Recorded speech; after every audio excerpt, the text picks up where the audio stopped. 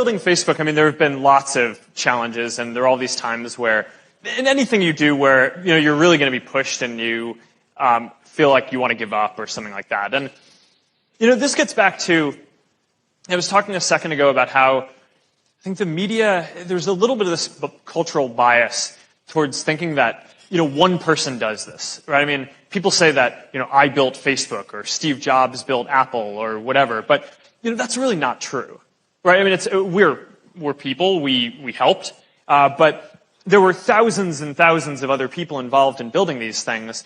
And the reality is that as strong as any one individual is, no one person can deal with all the challenges that are going to get thrown at them in anything that you do.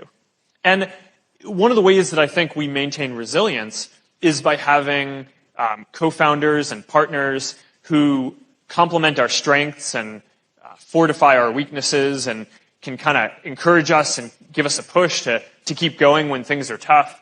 And there's actually a lot of data on this that suggests that companies that get started with more co-founders are more likely to be successful. And it isn't quite clear exactly from that data why that's the case, although it is very clear in terms of the outcome for the startups that it is the case. But I would guess that the reason why that's the case is because of this resilience point, where people who start something by themselves, I just think there's no way that any one person can overcome all of the different things that you need to do to build a startup or take on any kind of other project in the world. But if you have 2 or 3 or 4 partners, then I don't know. I mean, maybe over time, one of them doesn't like it and drops out, but you still have enough strength on the team to power through all the challenges that you have, and that's kind of how you go.